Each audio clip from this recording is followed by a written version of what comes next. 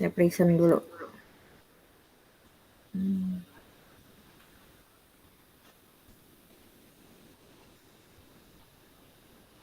Windows. Kelihatan? Kelihatan, Bu. Oke, ya kita Kelihatan, Bu. Ya.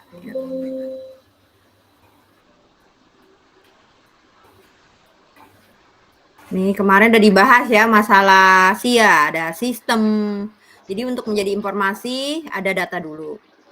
Informasi itu data yang diolah, diproses, yang memiliki makna dan arti ya untuk memperbaiki proses pengambilan keputusan. Keputusan bagi siapa? Pihak internal dan eksternal. Nah, nilai informasi itu harus menguntungkan ya. Jadi lebih baik biayanya lebih rendah untuk memproduksinya daripada hasilnya. Jadi hasilnya harus lebih baik ya. Nah, jadi keuntungan yang dihasilkan itu berupa apa? Informasi dikurangi dengan biaya untuk memproduksinya. Jadi jangan berlebihan untuk biaya memperoleh informasi yang berguna itu. Seperti itu. Nah, selanjutnya untuk karakteristik informasi yang berguna adalah relevan. Nah, mengurangi ketidakpastian, meningkatkan pengambilan keputusan, serta menegaskan atau memperbaiki ekspektasi sebelumnya. Nah, jadi gini, relevan itu apa ya? Maksudnya, mengurangi ketidakpastian, peningkatan pengambilan keputusan, menegaskan atau memperbaiki ekspektasi sebelumnya. Sebelumnya kita ekspektasinya, harapannya, ini misalnya di tahun lalu kita pengen perusahaan ini labanya untung terus banyak gitu ya. Produk kita dikenal masyarakat luas ya. Semua kalangan menyukai, apalagi Z ya. Nah, seperti itu, pada suka. Nah, kalau mereka suka tuh berarti lidahnya udah pasti mana tukang jajan gitu ibaratnya. Itu misalnya perusahaannya itu bikin makanan gitu, seperti itu. Jadi itu kita perbaiki. Capai di tahun ini kita harus lebih begitu. Kita punya harapan yang tinggi ya. Nah, untuk kelangsungan usaha. Karena kan perusahaan didirikan tuh untuk apa? Mencari keuntungan, memperluas saluran distribusi. Kalau saluran distribusi kita luas, pasti banyak penjualan ya, otomatis akan meningkatkan keuntungan. Lalu apa? Kelangsungan usaha going concern. Kita pengen usaha kita berlangsung nggak cuma sebentar ya, seperti itu. Nah, reliable nih, bebas dari kesalahan atau bias. Bias itu yang semu, yang nggak jelas ya. Nah, bebas dari salah itu reliable. Menyajikan kejadian atau aktivitas organisasi secara akurat. Lengkap, tidak menghilangkan aspek penting dari suatu kejadian atau aktivitas yang diukur. Jadi nggak ada yang dihilangin. Nah, semua lengkap. Lalu tepat waktu, diberikan waktu yang tepat bagi pengambil keputusan dalam mengambil keputusan. Jadi waktunya tepat. Nah, jadi mengambil keputusan. Seperti itu. Udah lengkap, relevan, reliable, tepat waktu juga, lalu dapat dipahami. Nih, disajikan dalam format yang dapat dimengerti dan jelas.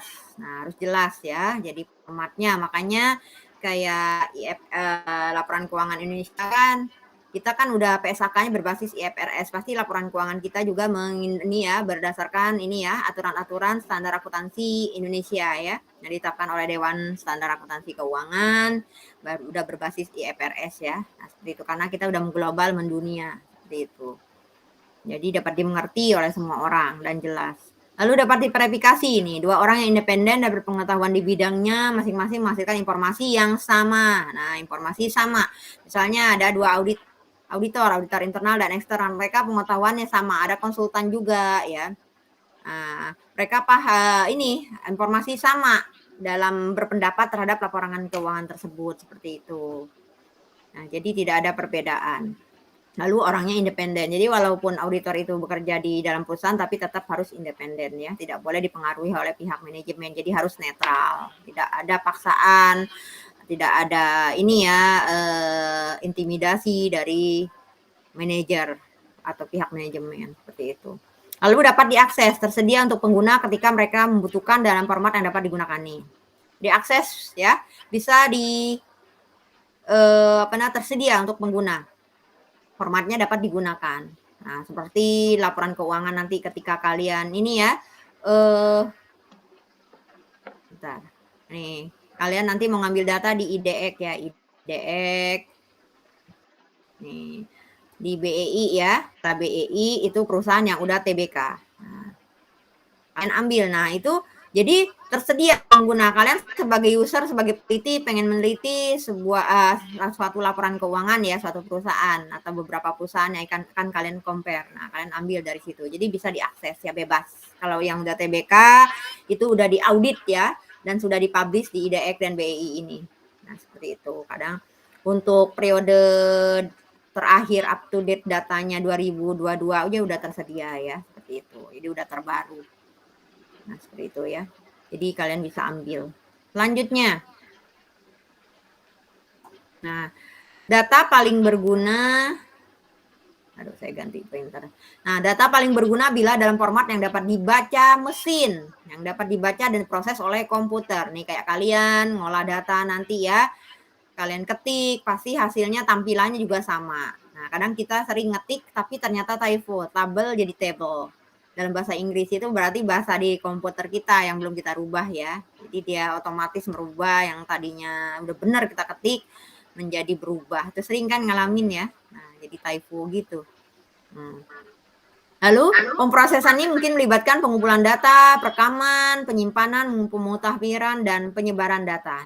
Misalnya perusahaan publik sekarang diharuskan untuk membuat kode laporan keuangan mereka menggunakan XBRL, kode laporan yang mereka buat ya, itu pakai Extensive Business Reporting Language. Laporan keuangan posisi keuangan, ada kodenya 01, 02, dan seterusnya itu pakai XBRL. Itu ada kok di IDX, dia tampil, muncul ya, yang bisa kalian ambil nanti. Makanya pihak internal, pihak manajemen bisa lihat laporan keuangan yang udah diaudit tadi, yang udah dipublish, dan pihak eksternal juga calon investor potensial bisa melihat ya laporan keuangan suatu perusahaan. Kreditur, pemerintah, karyawan, pelanggan atau pemasok ya. Nah, organisasi non-laba juga bisa lihat. Jadi semua orang bisa lihat. Kalian juga sebagai peneliti bisa lihat ya laporan keuangan yang udah ada di IDX dan di BEI tersebut. Dan juga sering misalnya kalau kita nggak dapat data di IDX-nya, kita cari di situs perusahaan, yang akan tampil sama persis ya, seperti itu. Mereka akan publish karena udah diaudit. Nah, XBRS dapat meningkatkan apa? Keandalan dengan mengurangi kesalahan manusia dan menggunakan taksonomi standar, karena ada standar ya, pakai bahasa mesin tadi. Relevansi dengan memberikan arti yang relevan pada data sehingga dapat dibandingkan dengan data serupa dari organisasi lain. Nih, bisa di-compare data keuangan perusahaan ya. Organisasi lain yang sejenis, misalnya Kimia Farma dengan apalagi yang perusahaan ini, farmasi ya, banyak gitu. Kimia Farma, K24 dan lain-lainnya gitu. Bintang kalau K24 itu Bintang Farma kalau nggak salah, seperti itu. Jadi kita bisa compare ya untuk farmasi. Lalu misalnya perusahaan Indofood dengan Wings Food dan lain-lain itu bisa kita compare. Kenapa? Mereka sejenis manufaktur ya. Seperti itu. Yang bergerak dalam bidang apa? Manufakturnya buat makanan ya, seperti itu. Nah, selanjutnya aksesibilitas. Karena gitu kalau di IDX tuh ada yang sektor perusahaan industri, sektor makanan dan minuman, udah diklasifikasikan seperti itu ya. Ada klasifikasikannya. Kalau kalian nggak ambil klasifikasinya bakalan banyak. Perusahaan industri itu banyak jenisnya. Jadi kalian ambil sektor apa? Sektor pertambangan, sektor perikanan, seperti itu. Jadi diambil sektor-sektornya. Karena kalau nggak ambil sektornya, kalian akan kelabakan banyak datanya. Seperti itu. Lalu, aksesibilitas dapat mengaktifkan pengimporan data secara otomatis ke dalam model keputusan dan sistem komputer lainnya. Ini pengimporan data. Kayak kita misalnya sering impor data dari Excel, pindahin ke Word. Nah, kayak bikin grafik, bagan, itu biasanya di ini ya. Kayak grafik bagan nih, misalnya ada grafik. Oke. Ini kita bikinnya di Excel, nanti bisa kita impor ke Word.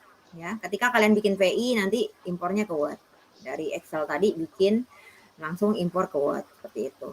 Lalu, pemahaman dan kegunaan dengan membuat data dapat dibaca oleh manusia dan komputer. Jadi kita bisa baca, manusia bisa, komputer juga bisa.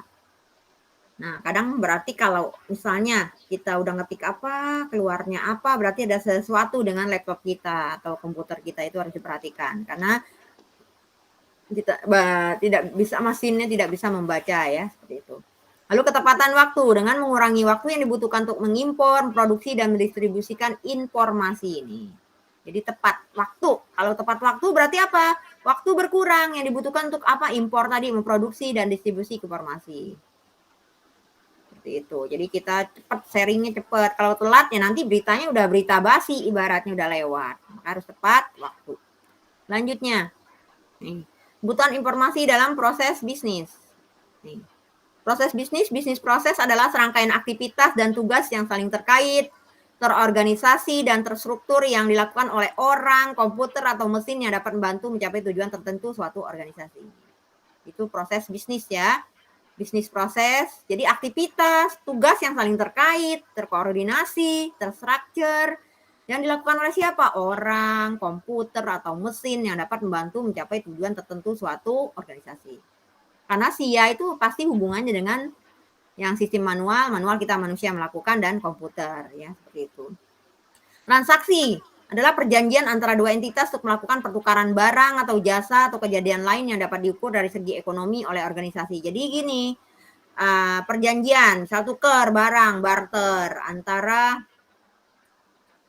entitas A dan entitas B. Nah, seperti itu bisa ditukar.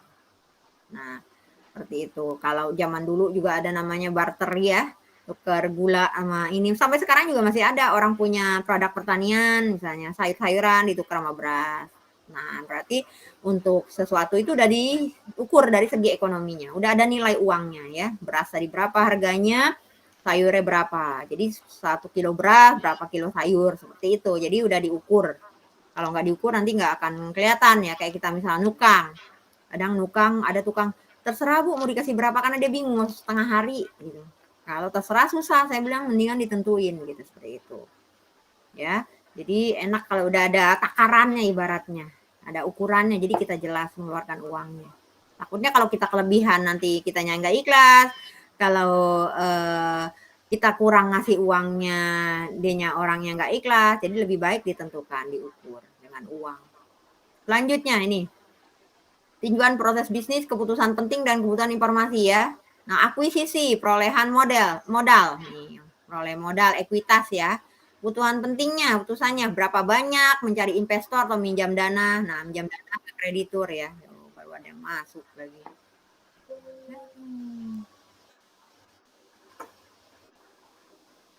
Makanya jangan telat. Oh, ada yang masuk ribet lagi, Bu. Kenapa telat, Putri?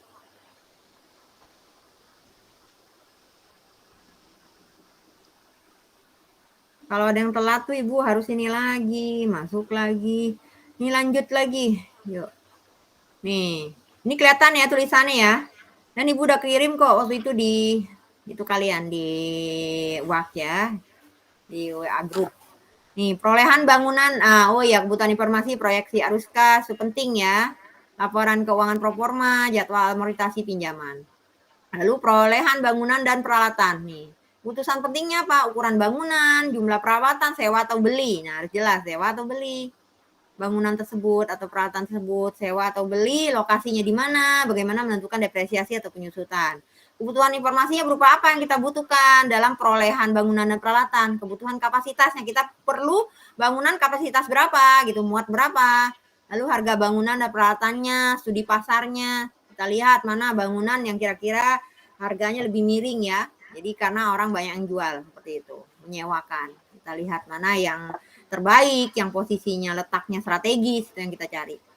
Tabel pajak dan regulasi depresiasi. Gitu.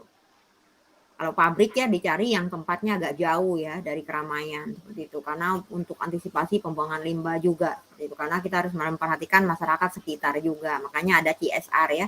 Makanya kita sama masyarakat sekitar tuh harus baik-baik, karena kalau enggak pabriknya nanti bisa didemo ya, apalagi berisik ya, ngebangun. Kadang gitu ada contoh, saya ingat banget dulu temen Ibu tuh buka usaha jahe, lagi ngetop ya, jahe merah itu.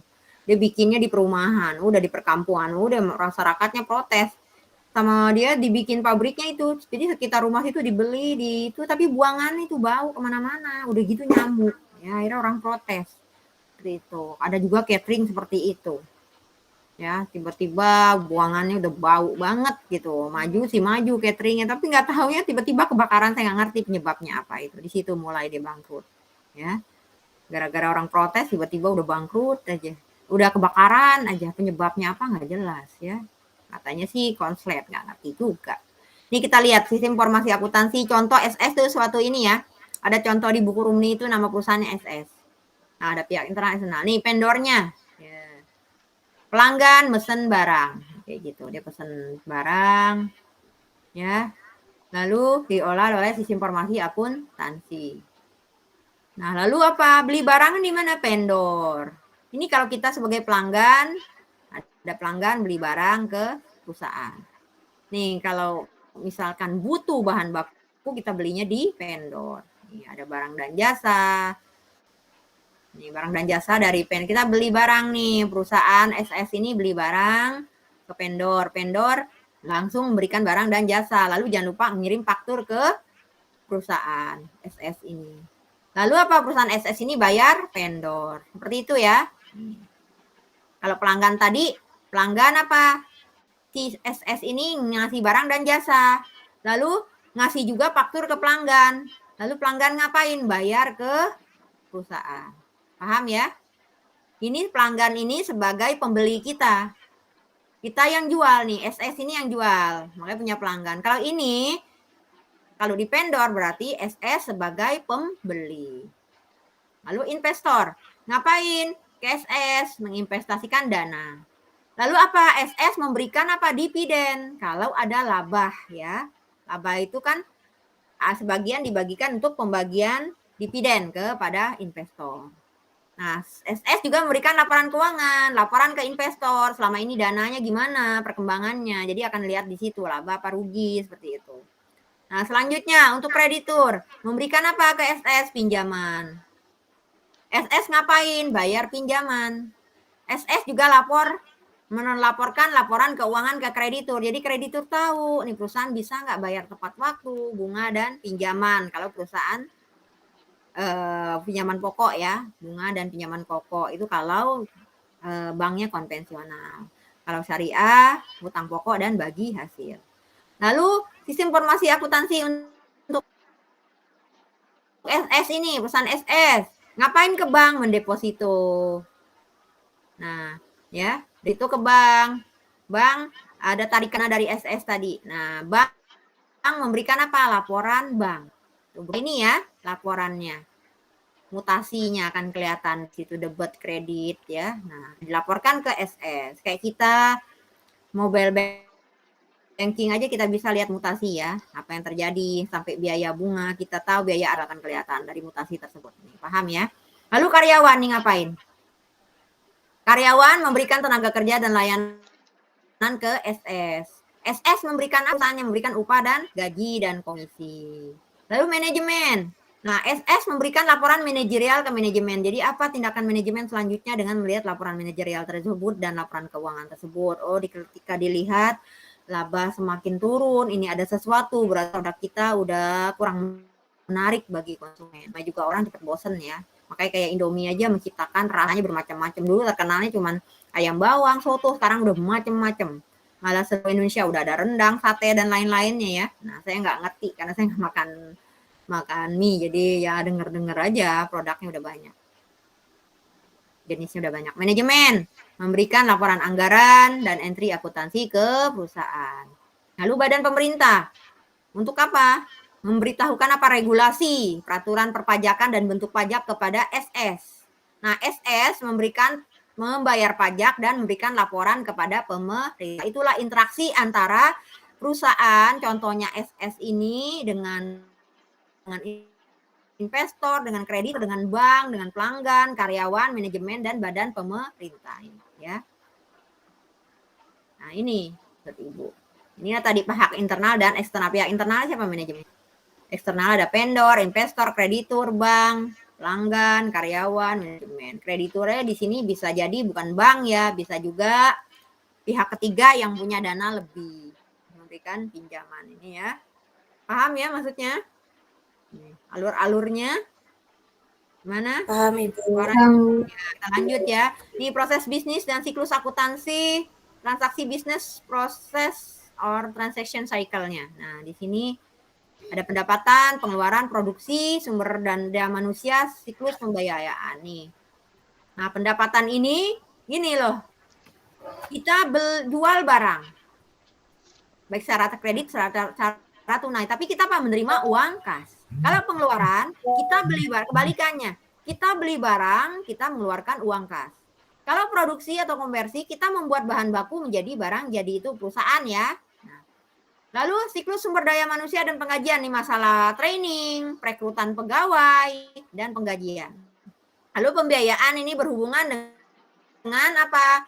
Kebutuhan dana untuk berinvestasi. Ya, seperti itu. Oke, lanjut. Nah, ini siklus pendapat ini Ibu jelasin lagi. Nah, lanjut ke sini. Ibu masuk ke ini ya. Ini kalau ini cuman begini aja dia. Ibu ambil yang ini dulu, yang lengkap. Saya punya yang dari Salemba 4 nih ya, nih. Ini dari Salemba 4 saya combine. Ini lebih lengkap karena Salemba 4 yang bikin ya. Tapi cuman ini udah lamanya kemarin udah Ibu bahas internal dan eksternal, ini juga udah para pengguna.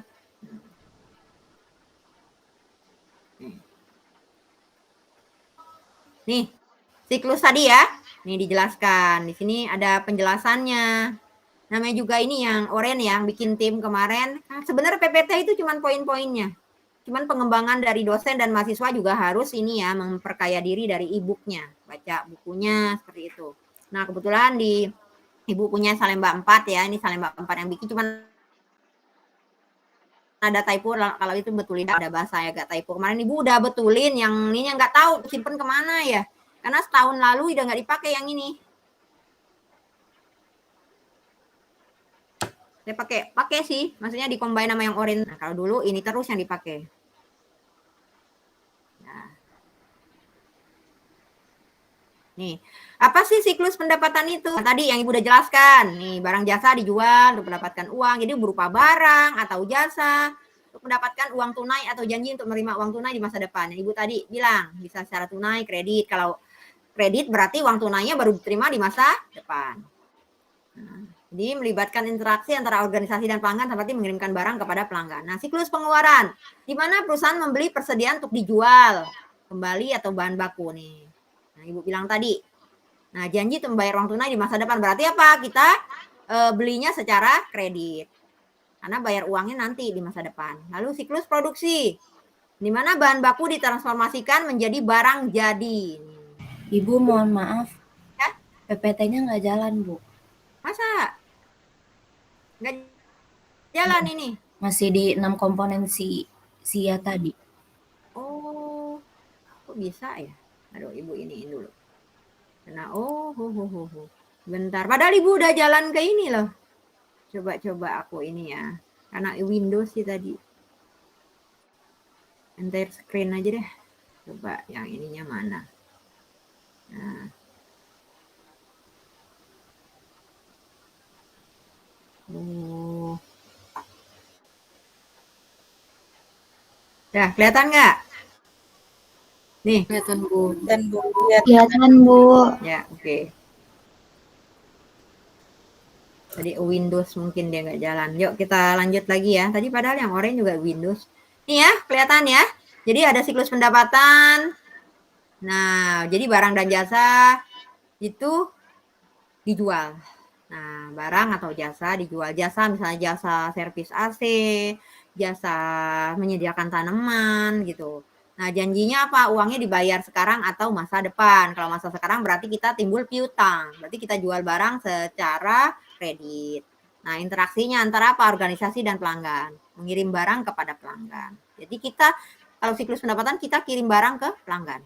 Kalau siklus pengeluaran, itu kita beli persediaan untuk dijual kembali atau bahan baku untuk digunakan untuk berproduksi. Nah, di sini ada pertukaran uang tunai atau janji untuk membayar uang tunai di masa depan. Ya. Lalu siklus produksi, di mana bahan baku ditransformasikan menjadi barang jadi. Ya, bahan bakunya ditransformasi ini. Karena apa? Produksi. Berarti apa? Mengolah bahan baku menjadi barang jadi. Itulah transformasi. Ya. Lalu siklus sumber daya manusia penggajian, di mana karyawan dipekerjakan, dilatih, diberi kompensasi, dievaluasi, dipromosikan, dan diberhentikan. Jadi dipekerjakan, dilatih, di training. Apalagi karyawan baru harus di training. Apalagi ada program baru harus di training. Lalu diberi kompensasi berupa gaji, insentif, bonus ya. Nah, dievaluasi tadi. Evaluasi gimana kinerjanya. Kalau kinerjanya bagus, bonusnya juga akan bertambah, gajinya akan naik setiap tahun, lalu dipromosikan sebagai yang tadinya staff jadi pengawas, jadi manajer, jadi junior manager, senior manager ya, seperti itu dan lain-lainnya. Lalu kalau nggak sesuai diberhentikan. Kadang udah dikasih SP peringatan, dipindahkan ke bagian lain nggak bagus juga kerjaannya lalu diberhentikan. Ini sudah alternatif terakhir ya. Kadang perusahaan tuh masih manusiawi. Ini orang udah buat kesalahan pindahin ke tempat lain dulu. Ternyata di bagian lain dia nggak ini juga akhirnya diberhentikan. Nah, selanjutnya siklus pembiayaan, di mana perusahaan menjual sahamnya kepada investor meminjam uang. Nah, di sini investor butuh perusahaan butuh pembiayaan dari investor dan kreditur. Kalau kreditur berarti minjem duit kita. Kemudian akan dibayar dengan dividen ya, tapi dividen ini. Tuh, banyak tipu ya. Undo. Dividen.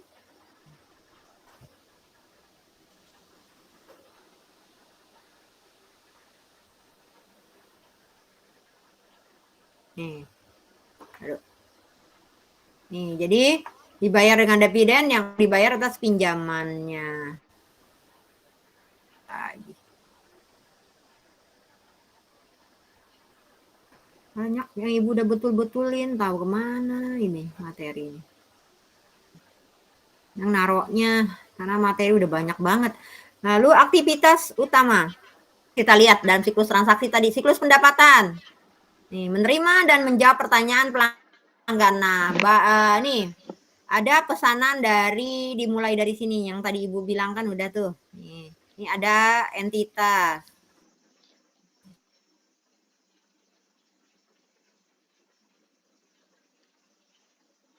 Pelanggan. Ya, oleh pelanggan. Lalu ada siklus pendapatan di sini. Saya singkat ya, siklus pendapatan. Nih, di sini. Ngapain di sini pelanggan? Pelanggan memesan barang. Lewat apa? Telepon, WA, email ya. Diproses oleh ini namanya yang bulat ini proses, ini entitas kalau yang segi 4. Diproses oleh bagian siklus pendapatan.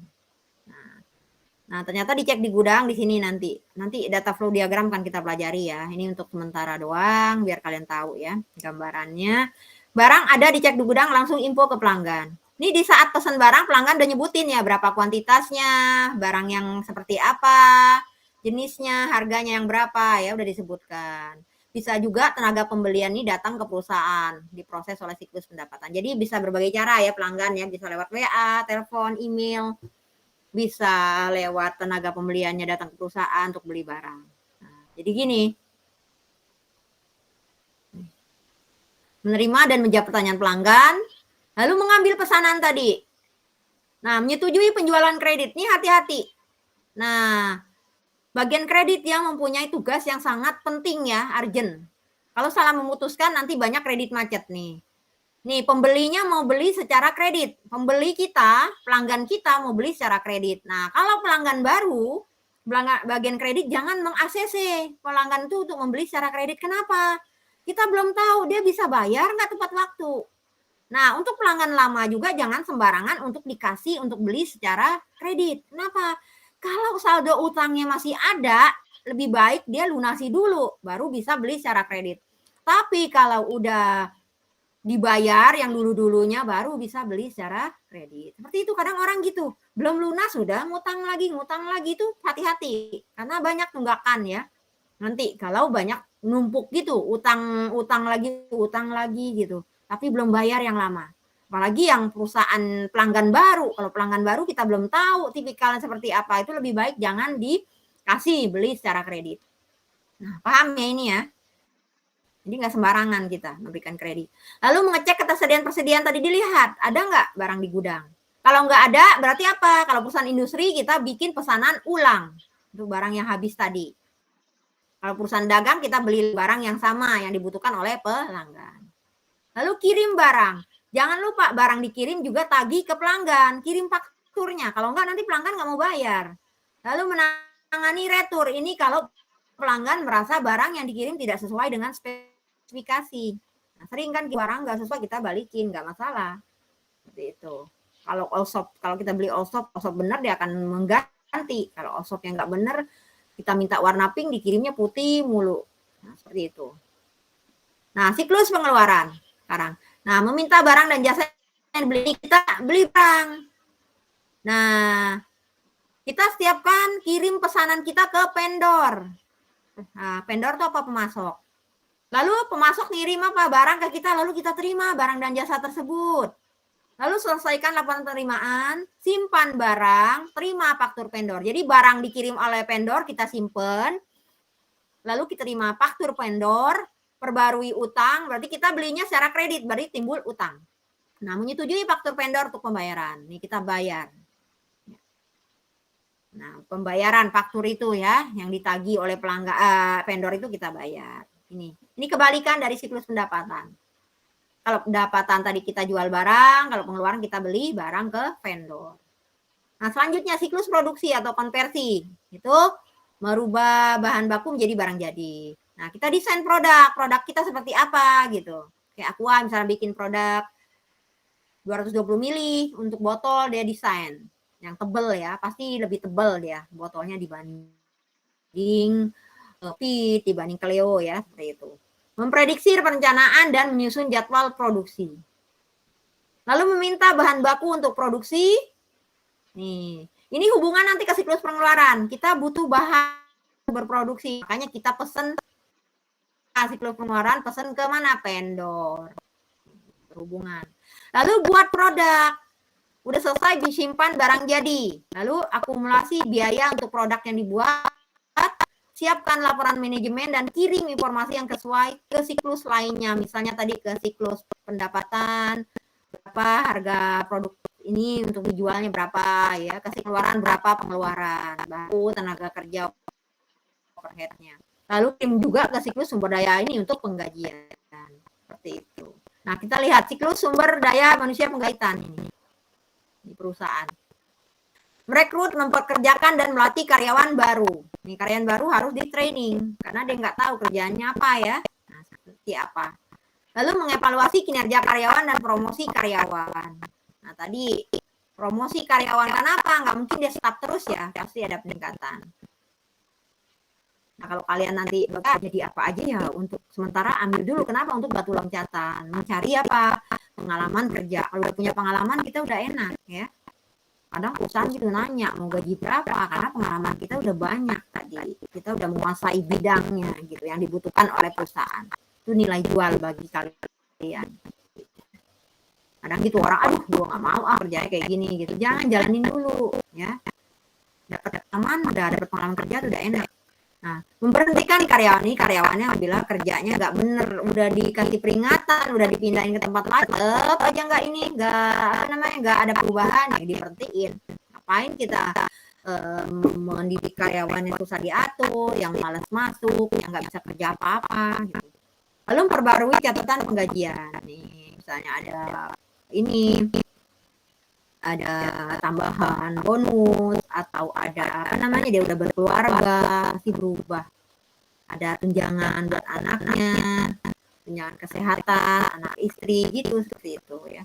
Lalu mengumpulkan dan validasi waktu kehadiran data komisi. Persiapkan dan mengeluarkan penggajian nih, setiap gajian ya. Jangan lupa, karena ini penting gajian. Kenapa? Tenaga kerja udah memberikan jasa tenaganya ke perusahaan harus siap dan mengeluarkan penggajian. Lalu siklus pembiayaan, memprediksi kebutuhan kas, menjual saham sekuritas ke investor. Ini kebutuhan kas berapa yang dibutuhkan oleh perusahaan? Kita butuh investasi, lalu kita jual saham kita ke investor. Lalu apa? Kita butuh pinjaman, minjem duit ke kreditur atau bank. Lalu kenapa? Untuk investor kalau kita dapat laba kita bayar di dividen. Lalu bunga itu ke lender pinjam yang berikan pinjaman itu kredit. Lalu menghentikan utang. Nih, kalau kita ada uang kita bayar, berarti utang kita udah habis ya, itu udah lunas. Lalu persiapkan laporan manajemen, mengirim informasi yang sesuai ke siklus lainnya, berhubungan ke siklus lainnya, ke penggajian ya, tadi ke pengeluaran, semua berhubungan. Selanjutnya, apa itu SIA? Sistem informasi akuntansi adalah suatu kesatuan sumber daya seperti orang dan peralatan yang dirancang untuk mengubah keuangan dan sumber daya lainnya menjadi informasi. Jadi berguna informasi. Kayak ini ya. Ini jalan kan PPT-nya? Iya. Jalan, Ibu. Ya, oke. Nah, kayak ini ya. Seorang akuntan dia pasti mengambil sumber dayanya apa dulu? Berupa bukti transaksi. Bukti transaksi diolah jadi apa? Jurnal. Bukti transaksi dikelompokkan, diklasifikasikan, diadakan penjurnalan. Penjurnalan apa? Pencatatan secara kronologis menurut urutan waktu. Jadi nggak boleh ada nota, setruk, kwitansi, itu bond yang tertinggal, keselip. Di jurnal apa? Bikin buku besar. Setelah di buku besar apa? Posting. Tadi jurnal ke buku besar ya. Nah, dari jurnal posting ke buku besar, memindahkan debit jurnal ke debit buku besar, kredit jurnal ke kredit buku besar. Setelah itu apa? Bikin neraca saldo percobaan. Setelah itu ada adjustment, misal ada utang yang belum dibayar pada akhir tahun, ada biaya asuransi di muka yang sudah menjadi asuransi, biaya asuransi itu harus di adjustment. Lalu ada apa? Membuat laporan keuangan. Apa laporan keuangan? Laporan posisi keuangan, laporan perubahan ekuitas, laporan laba rugi dan penghasilan komprehensif lain, ada catatan atas laporan keuangan, ada data komparatif itu untuk laporan keuangan ya. Menurut PSAK 01 penyajian laporan keuangan. Itu. Jadi bukan neraca lagi ya, bukan neraca, laporan laba rugi salah. Sesuai IFRS ya itu tadi. Neraca itu namanya adalah laporan posisi keuangan, laporan laba rugi, dan penghasilan komprehensif lain. Laporan perubahan modal itu adalah laporan perubahan ekuitas, itu menurut IFRS. Ada catatan atas laporan keuangan, ada laporan komparatif. Seperti itu. Menurut PSAK 01 tentang apa? Penyajian laporan keuangan. Karena kalian anak akuntansi harus tahu PSAK ya. Nah ini Bu ujiannya ngapalin PSAK pusing banget kan karena kayak undang-undang. Nah, selanjutnya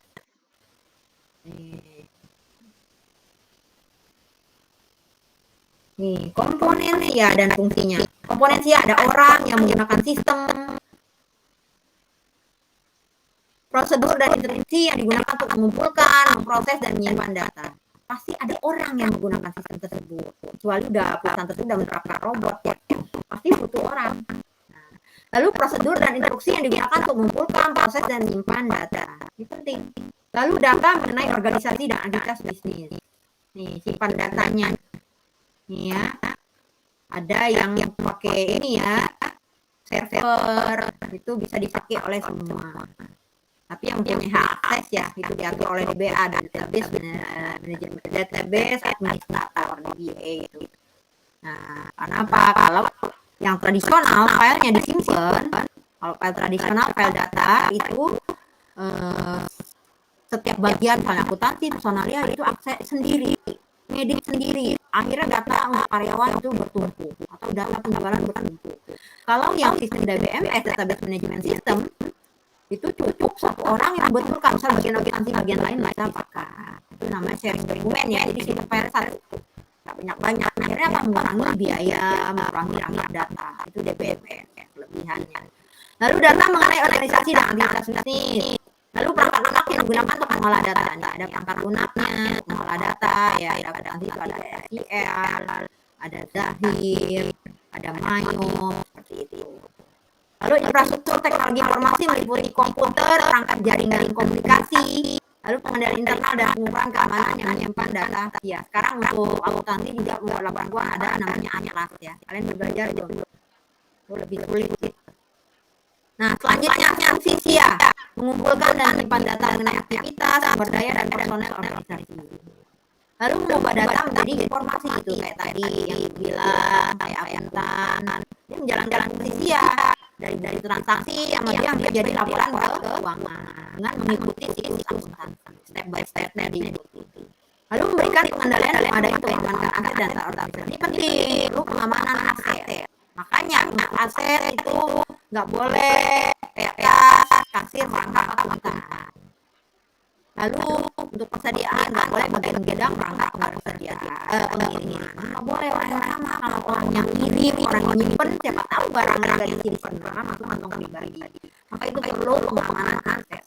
Tidak terjadi kecurangan, penggelapan, ya, dan lain-lain.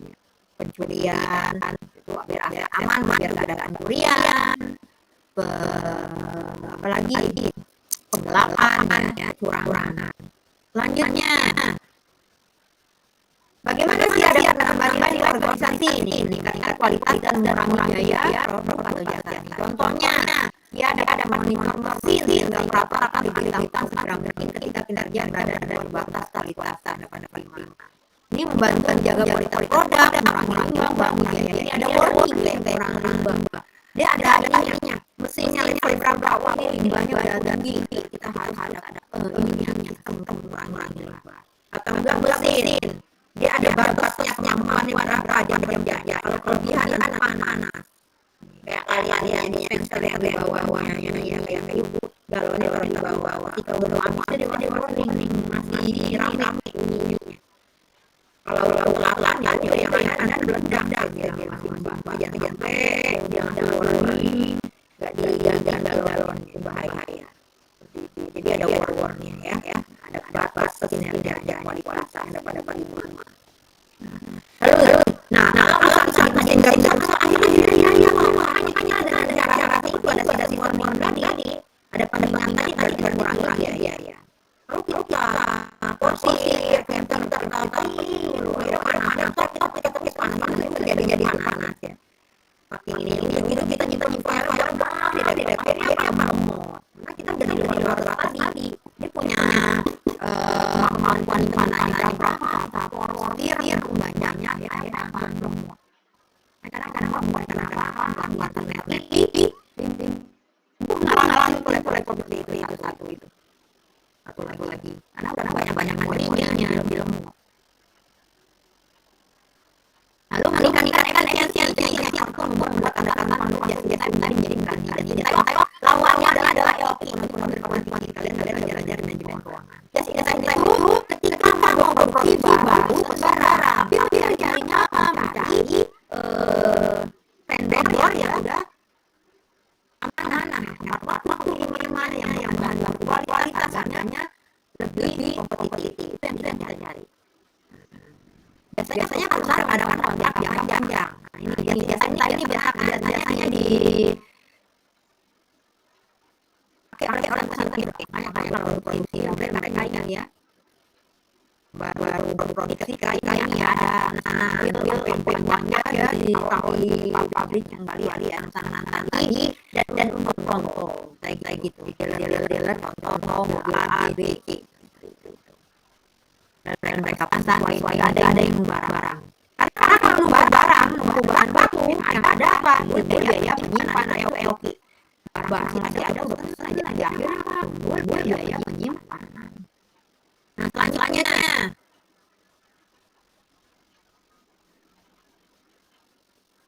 nih bagaimana sih ada penambahan nilai organisasi berbagi pengetahuan kalian dapat meningkatkan operasi dan berikan bulan-bulan kompetitif. Yang tadi ada training karyawan yang tadinya nggak jadi tahu akhirnya apa menambah keunggulan perusahaan tersebut. Contoh juga antara publik menggunakan informasi mereka untuk berbagi praktek terbaik untuk komunikasi antar kantor. Mereka pakai informasi ya lalu praktek baik ya kita apa akhirnya para auditor ya auditor orang yang mengaudit itu perusahaan yang kita audit ya akan tetap di kita. Makanya hanya kantor akun publik boleh. Contohnya misalnya mari ke kantor akuntan publik kami dengan harga yang rendah bla bla bla menerapkan itu nggak boleh. Kita mempromosikan kayak gitu nggak boleh ya itu melanggar KDRT. Jadi ya cara jalankan aja sesuai dengan ini kerjakan aja sesuai dengan praktek baik tadi ya. Kami harap netral ya tidak memihak siapapun. Waktu membuat laporannya pasti kita akan dicari lagi pakai terus ya gitu. Terus selanjutnya meningkatkan efisiensi dan efektivitas rantai pasokan. Contoh mungkin langsung secara langsung persediaan dan sistem iklan dan meningkatkan efektivitas ini. Sana penjualan tadinya cepat ya, mengurangi penjualan dan biaya pemasaran. Kita setiap pelanggan kita cek udah ada. Nah, akhirnya apa? Kita nggak tahu ini yang berkaitan sama produk. Jadi kalau produk-produk sudah dikenal orang akan cari. Nah, kayak tadi. Kalau vendor kita baik, cepat pengiriman, time ya. Nanti kita cari lagi. Ketika kita berproduksi baru kita pesan barang-barang ini. Kadang kita lihat barang-barang pengen cepat. Baru saya pernah sering gitu ya. Kalau barang-barang itu baru pesan hari ini, pagi kan siang udah nyampe. Nah, itu yang kayak ya. Produk tapi benar-benar gitu. Nah, selanjutnya. Nah, bagaimana sia-sia dan tambah nilai-nilai toleransi meningkatkan dari sia dia dengan hal yang tepat dapat membantu beli dari ulangan, kesalahan, kegagalan sistem dan yang baik. Akhirnya apa? Melindungi dari ulangan, sistem dari kesalahan, kegagalan sistem dan rencana. Kalau kita rencana ini kita tambah bisa memprediksi. Rencana bisa berani ini ya. Kita bisa pasti. Ada kodenya, yang orang akses, orang sopir sembunyi itu ya. Nah, itu dari orang ada yang hack ya. Nah, sistemnya gagal itu semua ada referensi ya, ada struktur dari internal. Makanya boleh ada campur aduk jabatan. Karena kalau udah mulai ping orang yang megang kerjanya banyak ibu-ibunya nih ya, jadi hilang mata. Itu capek banget. Gue aja deh nggak tahu ini kira uangnya. Oleh yang kedua ada teman jadi yang masih gede di daerah Bekasi. Sekarang masih kerja. Dia megang kunci kasir, dia bilang nih perusahaan besar, besar apa? Tapi dia tuh apa? Dari jelas aja itu. Apalagi dulu aneh-aneh rumah sakit pakai ini vitamin yang itu dulu mana zaman dulu ya. Biasa aja. Itu. Nah, selanjutnya meningkatkan pengambilan keputusan. Peningkatan dan pengambilan keputusan adalah hal yang sangat penting. Selanjutnya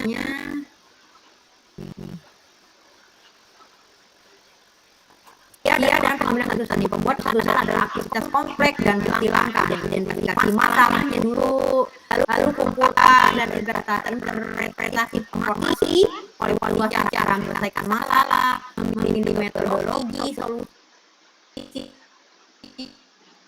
dan implementasi solusi.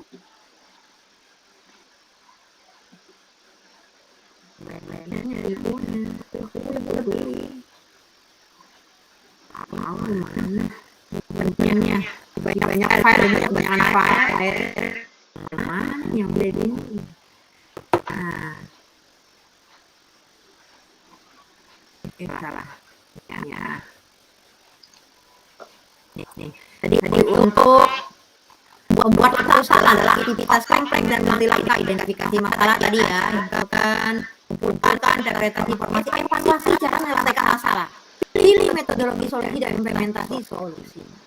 Nah, saya dapat membantu meningkatkan pengambilan keputusan dalam beberapa cara dan identifikasi situasi yang dibutuhkan tindakan manajemen butuh nggak tindakan manajemen.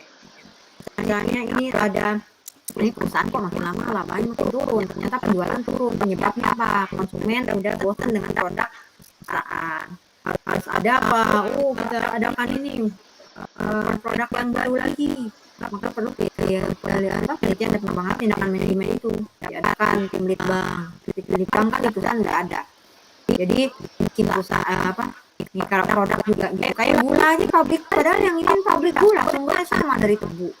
Padahal sumbernya pabriknya sama, tapi kemasan beda-beda. Gulaku, makanya sekarang kita ini aja gulaku aja deh gitu. Karena sama aja dengan gula produk Indomaret yang dikemas oleh Indomaret, Alfamidi, Alfamart, Perindo, semua sama seperti itu. Sumbernya sama. Nah, dari gula tadi pabrik gula. Jadi kemasan bikin orang menarik. Sekarang gulaku juga ada yang pakai corong. Orang yang praktis pakai ini nggak pakai sendok. nama bibir juga nggak apa-apa gitu, takaran pakai itu, pakai corong tadi lebih menarik gitu. Dapat mengurangi ketidakpastian dan memberikan dasar untuk memilih di antara kan. Nanti tindakan, kadang ada yang kita misalnya membeli atau membuat produk sendiri nih gitu, seperti itu. Kita lihat ternyata kalau beli bahan bakunya juga bagus kok yang bikin gitu, bersih juga, rasa juga enak, daripada kita bikin ribet ini kita beli. Nah, kayak contoh ada tuh catering yang ibu pakai ya, dia ternyata supply dimsum style tuh ke restoran-restoran. Maka ibu pernah GoFood kok ini sama punya ibu ini. Saya tanya bener dia supply seperti itu. Nah di tempat lain restoran harganya udah meningkat ya, udah tinggi, udah dikemas lagi. Yang ibunya udah kasih kemasan brand produk usahanya dia, sama restorannya dikasih lagi brandnya dia. Gitu. Daripada restoran tadi bikin sendiri, dia mendingan beli ke supplier tadi, si ibu tadi, seperti itu ya. Ini alternatif pemilih tindakan. Lalu dapat menyimpan informasi mengenai hasil keputusan. Disimpan informasi, lalu memberikan informasi akurat yang tepat waktu. Kita butuhkan informasi kayak laporan keuangan harus tepat waktu, karena sangat dibutuhkan oleh pihak internal dan eksternal. Lalu dapat menganalisis data penjualan untuk menemukan barang yang dibeli bersama-sama. Kalau barangnya beli sama-sama, kita analisis data penjualan yang harus diklasifikasikan ya, misalnya beli peralatan, persediaan, peralatan, perlengkapan, barengan mesin, bangunan, kita bisa analisis datanya sesuai ininya ya, jenisnya, kelompoknya. Itu nggak boleh dicampur ya, bangunan, mesin ya mesin. Itu. Selanjutnya, nih SIA dan strategi.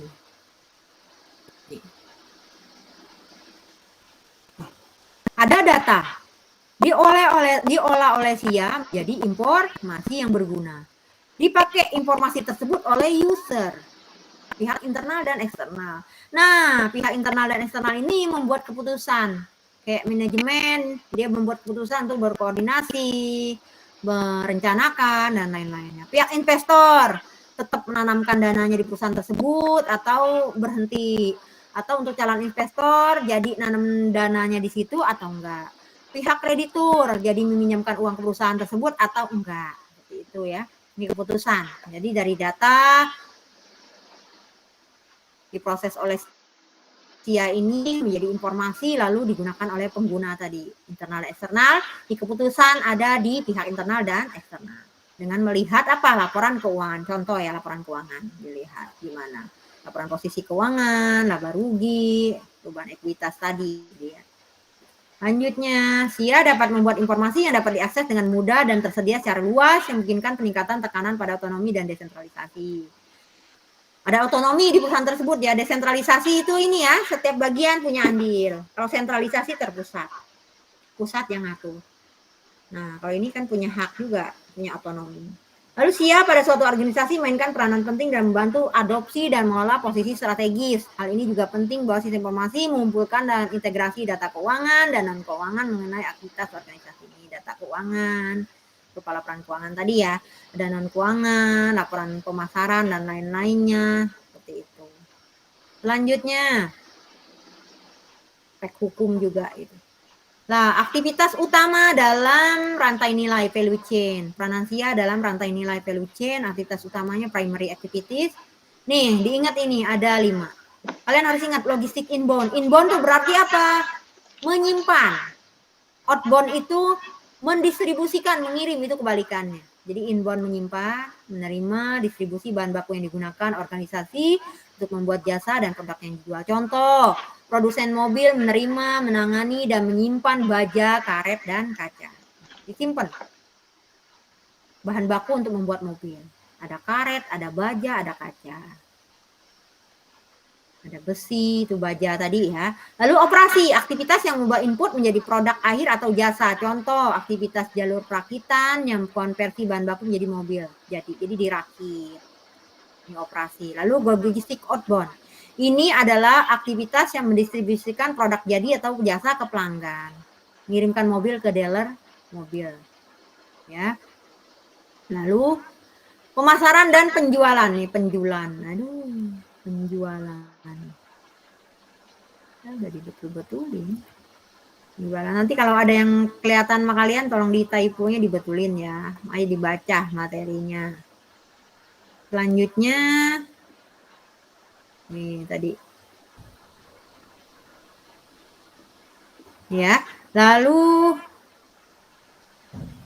nah, aktivitas yang membantu pelanggan untuk pemasaran dan penjualan. Membantu pelanggan dalam membeli barang atau jasa organisasi. Contoh, iklan adalah contoh dari aktivitas pemasaran penjualan. Nih, iklan kayak mobil ya, setiap launching itu pasti dia mengiklankan. Akhirnya orang tertarik sampai di billboard di jalanan. Promo Karawaci itu banyak itu mobil, mau ke bandara juga, pokoknya banyak banget. Nih, pelayanan, aktivitas menyediakan dukungan purna jual kepada pelanggan nih. Contoh, layanan perbaikan dan pemeliharaan nih. Kalau mobil misal 1000 cc ini perjalanannya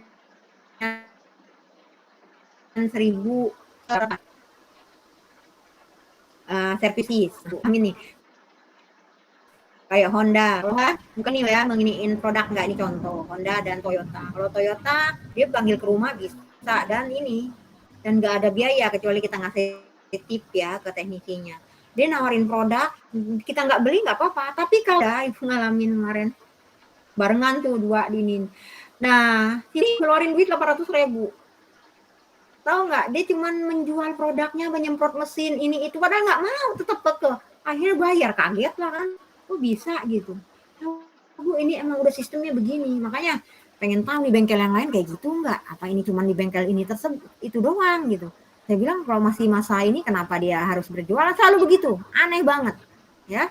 Mau masa purna jual, mau masa ini tetap aja emang demennya jualan. Saya bilang, ketika ibu ditelepon sama ininya, ya ibu ini aja, kenapa sih harus kayak gitu? Saya bandingin aja sama produk gitu satu lagi.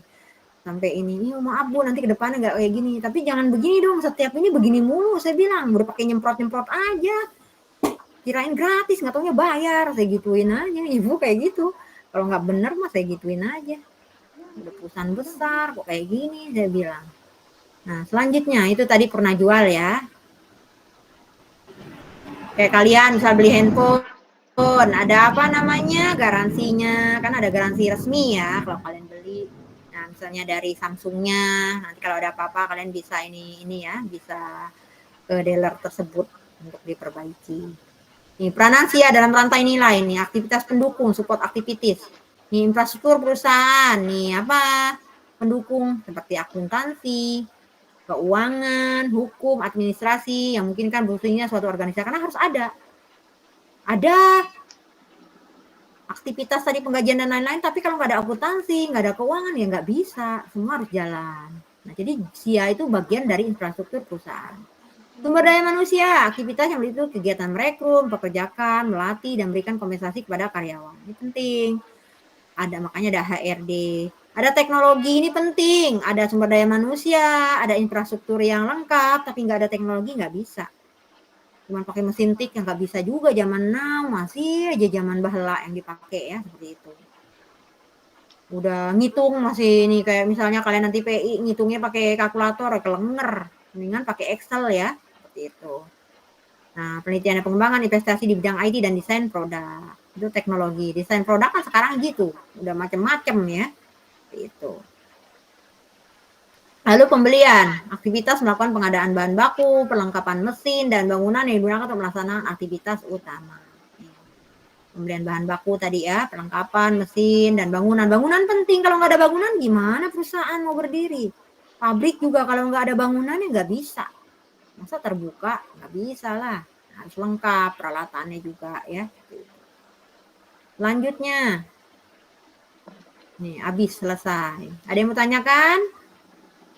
Ibu masuk ke yang oranye. Nih, yang oranye.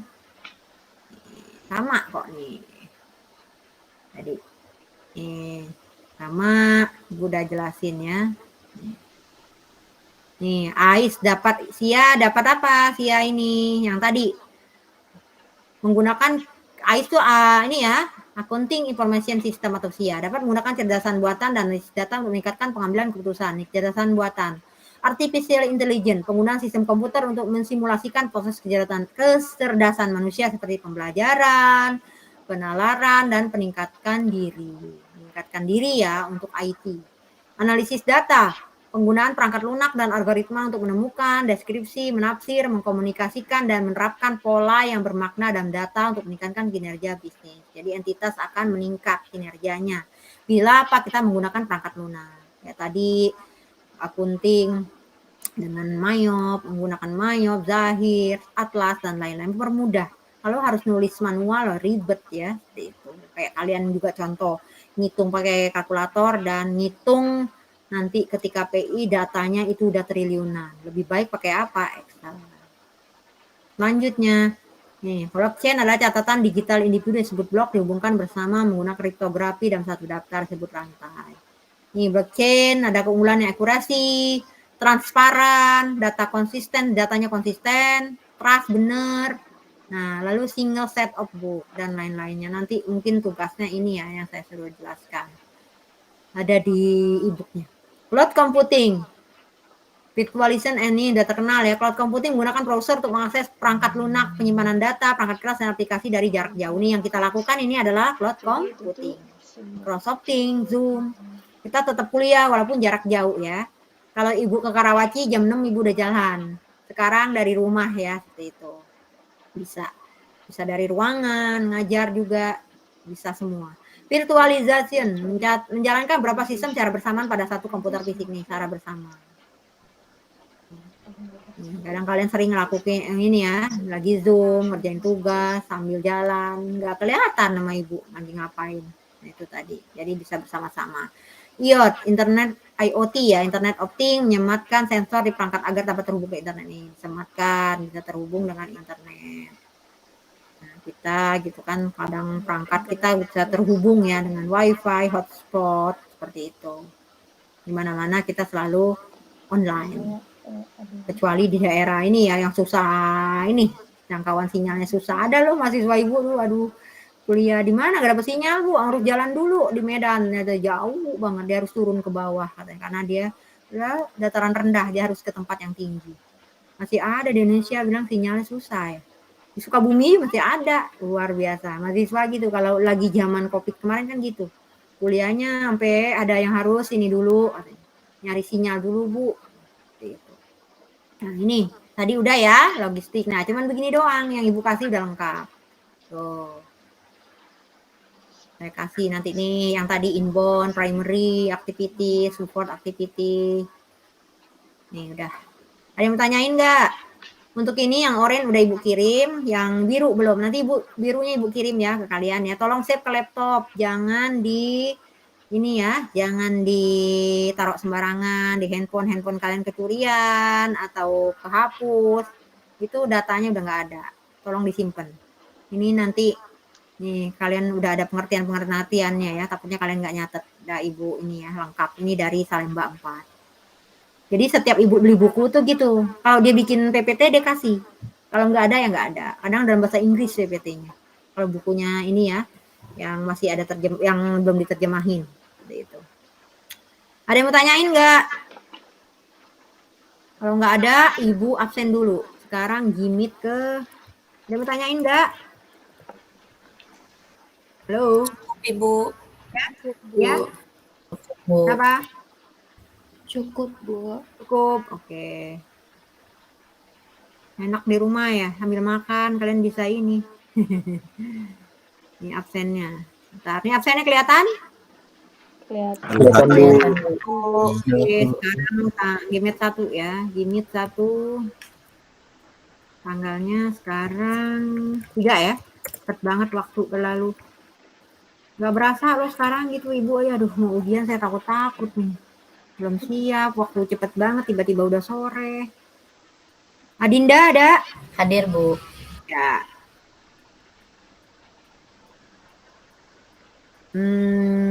Amelia?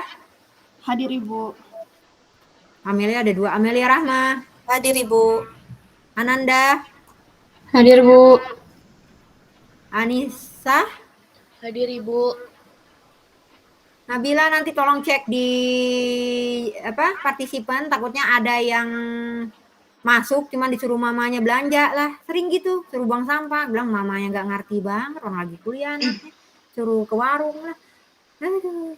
Anissa Afilia? Hadir, Bu. Aulia, Hadir, Bu. Ayu, Hadir, Bu. Ika, Hadir, Bu. Davina, Hadir, Bu. ya. Dia, Hadir, Bu. Elizabeth, Hadir, Bu. Fadlan, Hadir, Bu. Indri, Hadir, Bu. Rasmi, Hadir, Ibu. ya. Reni, Ini hadir, Bu. Marsha, Hadir, Ibu. Meliana, Hadir, Bu. Muhammad Abdul Razak. Hadir, Bu. Udah masuk ya sekarang. Kemarin ini izin. Mutiara, Hadir, Bu. Nabila ada ya. Hadir, Ibu. Naomi, Hadir, Ibu. Iken, Hadir, Bu. Tanjani, Hadir, Bu. Tri Salma, Hadir, Bu. Putriana, Hadir, Bu. Ani, Hadir, Ibu. Raihan, Hadir, Bu. Ribda, hadir Bu. Robi, Hadir, Bu. Andi, Hadir, Bu. Safa, Hadir, Bu. Sofi. Ada Sofi? Gak ada di room Jimit, Ibu. Oke. Sofi nggak ada, salah Ibu Safa ada ya? Benar nggak? Ya, Sofi yang nggak ada. Oke, saya delete. Jadi yang Ibu pesan ya, izin itu di awal perkuliahan, bukan di setelahnya. Tamalia, Hadir, Ibu. Sofi yang nggak ada ya, Nabila ya? Benar ya ini ya? Iya, Bu. Oke, Vilola, ada? Nggak ada juga? Pilola ada di room Jimit, Ibu. Oh kan, mana tuh? Kadang gitu. Lalu saya bikin ini dulu. Ada Vilola ya, teman nggak ada orangnya. Aduh, itulah kalau Zoom, uji Meet. Delvia, Hadir, Bu. Yola. Hadir, Bu. Berarti tinggal Sophie doang ya, nggak ada yang lainnya hadir. Oke, Jimit kedua. Tip. Ya, kalau nggak ada pertanyaan untuk pertemuan hari ini belum, Ibu ini belum, apa namanya? Sebentar. Kita foto dulu, yang bisa on cam silakan. Cuman buat ini Ibu nggak pernah nge-share bikin status. Ibu mah nggak pernah bikin status. Saya nggak suka. Orang kan apa aja diniin. Makan apa aja kudu dikasih tahu ke orang-orang. Ibu nggak suka. Ntar orang bosan Ibu jajan. Oh, oke. Ya Allah, si Elizabeth baru mau masuk. Mana nih? Ibu maaf itu tadi device-nya aku udah masuk dari ini, Bu. Saya Oh, gitu udah lama. Itu kenapa itu? laptop saya kameranya nggak bisa yang di laptop. Saya mau masuk lewat HP ya, Bu. Ya. Kasih, Bu. Yup. Oke, sebentar Ibu ini dulu ya. Ke change layout udah oke. Sebentar, saya ini dulu WA-nya. Ntar rame lagi nih.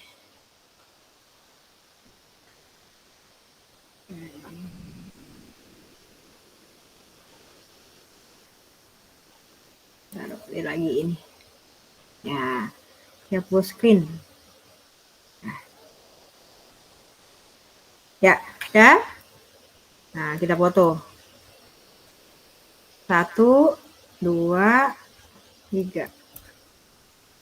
Nah, taruh Ibu ini dulu.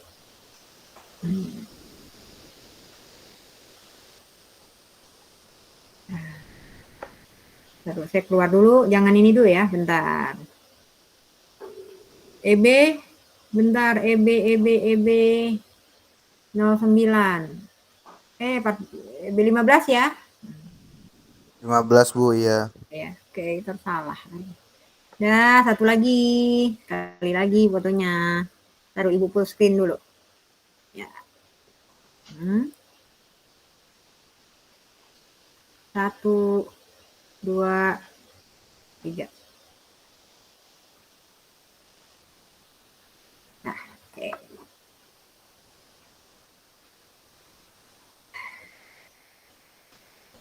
Exit full screen. Nah, udah selesai. Kuliahnya cepet kalau ini. Jimit. Dah.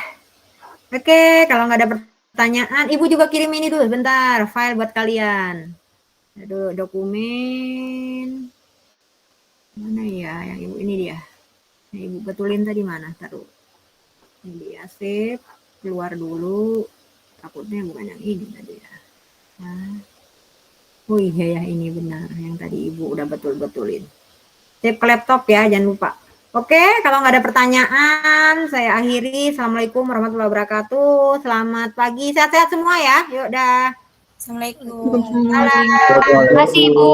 Sehat-sehat ya. Ibu. Ya. Baik banget.